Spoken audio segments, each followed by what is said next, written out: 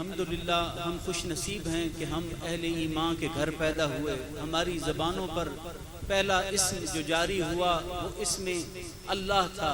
والدین اپنے بچوں کو اسم ذات سکھاتے ہیں، ان کی زبانوں پر اسم ذات جاری کرتے ہیں تاکہ اس نام کی برکات اور اس نام کی شیرینی دلوں تک اترے، اور دل آقا دو جہاں سرور کائنات فخر موجودات امام الانبیاء و مرسلین علیہ الصلوۃ والسلام کی محبت کے لیے تیار ہو جائے. کیونکہ یہ دل اہل ایمان کا دل ویسے نہیں بنایا گیا، یہ آقا دو جہاں صلی اللہ علیہ وسلم کی محبت کے لیے بنایا گیا. اور جس دل میں امام الانبیاء کی محبت آ جائے، میرے آقا فرماتے ہیں کہ پھر وہ دل عام نہیں رہتا. پھر فرمایا قلب المؤمن عرش اللہ، پھر وہ دل عام نہیں رہتا، وہ رب العالمین کا عرش بن جاتا ہے. پھر وہ جلوے جب نگاہ جھکاتا ہے وہ جلوے دیکھتا ہے. اس لیے میں نے آج دن کو بھی اس آیہ کریمہ کے اوپر گفتگو کی. جمعۃ المبارک پہ درس تصوف تھا.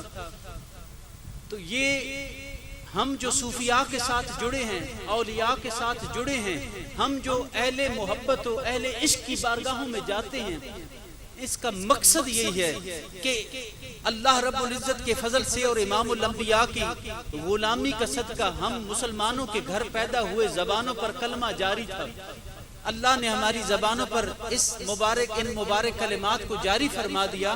اب یہاں تک بات ختم نہیں ہوئی، بات یہاں سے اہل ایمان کی شروع ہوتی ہے، مومنوں کی بات شروع ہوتی ہے کہ اب بارگاہوں میں پہنچ کر ان کی بارگاہ سے وہ فیض لینا ہے کہ جن راہوں کے وہ واقف ہیں. اہدنا الصراط المستقیم تم کہتے ہو، ہر نماز میں ہر شخص کہتا ہے اہدنا الصراط المستقیم، یا اللہ مجھے سیدھی راہ دکھا دے.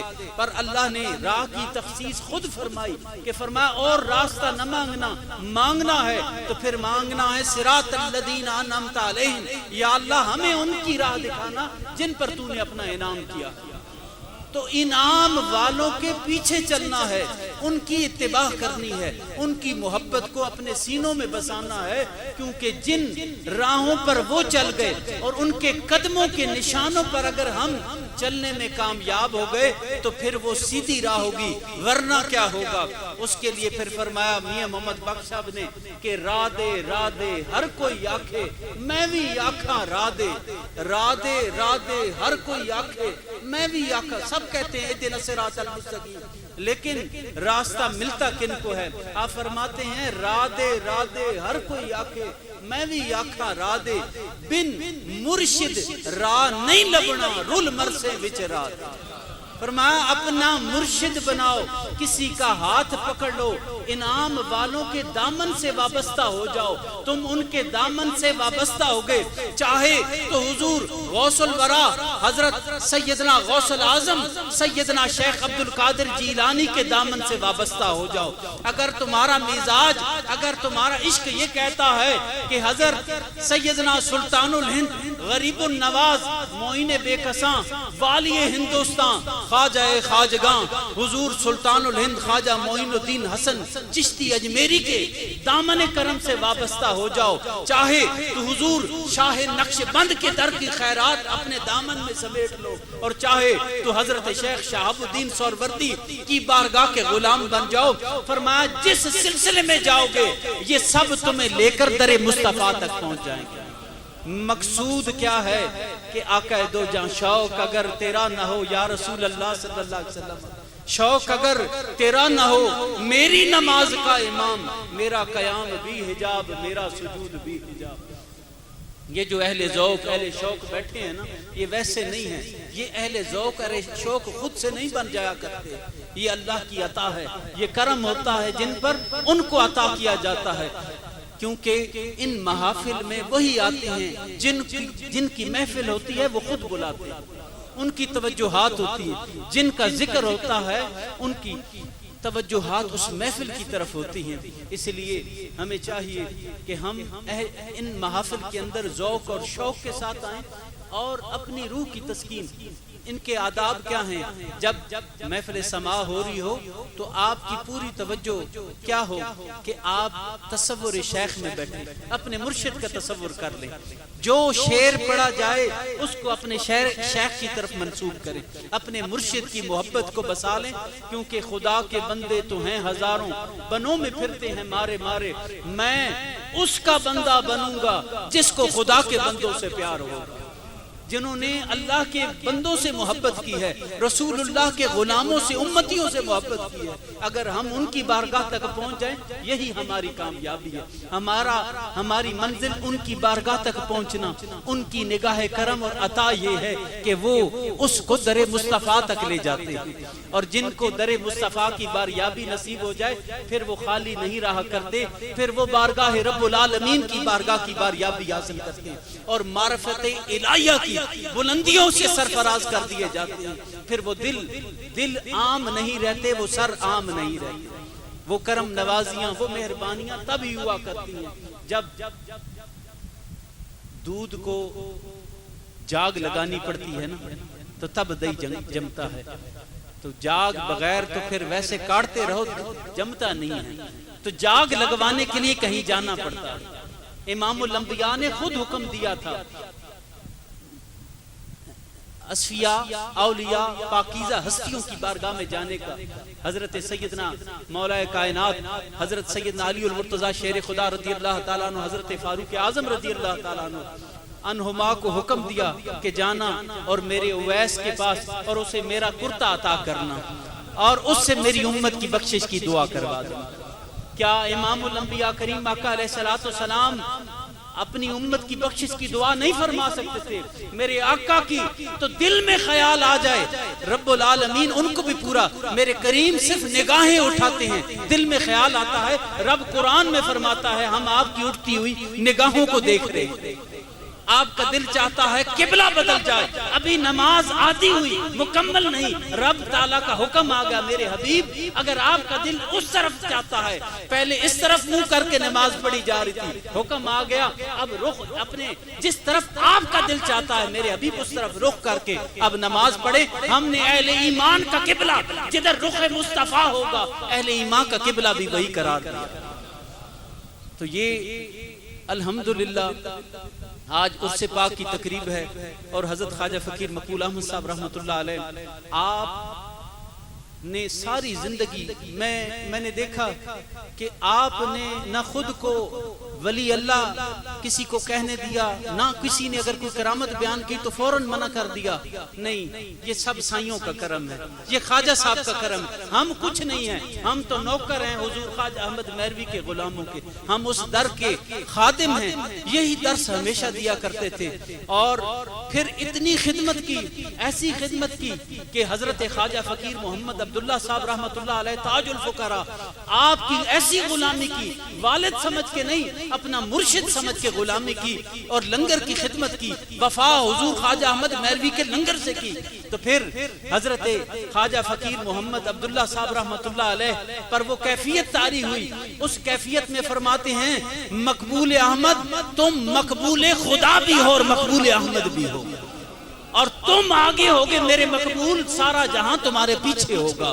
اور فرمایا مقبول احمد تم، آپ نے سے فرمایا مقبول آج مجھ سے مانگو، کیا مانگتے ہو؟ آج جو دل چاہتا ہے مانگو۔ تو آپ نے کہا حضور مجھے تو صرف آپ کی نگاہ چاہیے، آپ کی دعا چاہیے۔ آپ نے فرمایا وہ تو میں تمہیں دے رہا ہوں مقبول، آج میں تم سے اتنا راضی ہوں کہ آج مجھ سے کچھ مانگ لو۔ حضور خواجہ فقیر مقبول احمد صاحب رحمۃ اللہ علیہ نے پھر عرض کی حضور مجھے تو صرف آپ کی نگاہ اور آپ چاہیے۔ آپ نے تیسری مرتبہ فرمایا، آپ نے پھر عرض کیا آقا بس صرف آپ کی نگاہ۔ فرمایا مقبول احمد جانتے ہو نا کہ نگاہ اور دعا میں سب کچھ آ جاتا ہے، کچھ باقی نہیں رہتا۔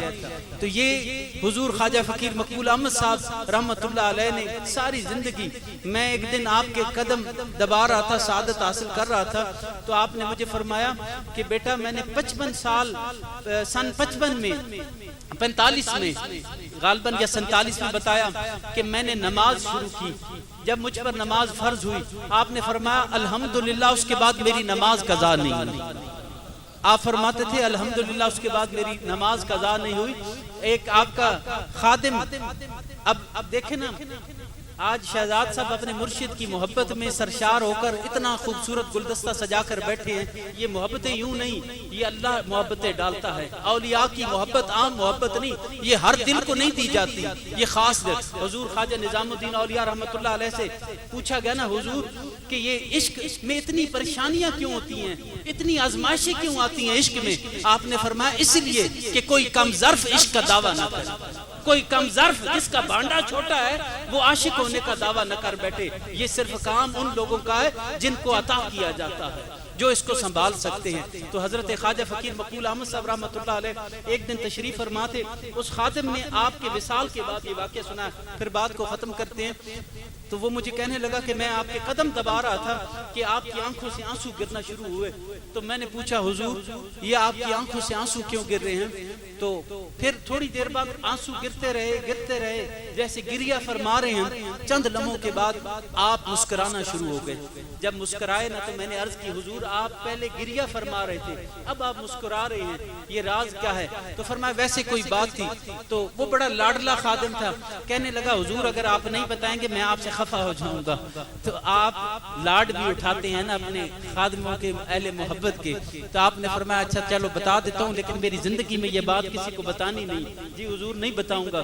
فرمایا آج میرے ایک مرید سے ایک ایسا کام ہو گیا کہ رب ذوالجلال اس سے ناراض ہو گیا، اللہ اور اس کا رسول ناراض ہو گیا. تو مجھے اپنی اس اولاد، اپنے بیٹے پہ کہ اس کام کی وجہ سے میں اللہ کی بارگاہ میں التجا کر رہا تھا، گریہ کر رہا تھا، رو رہا تھا کہ یا اللہ تو اسے معاف کر دے.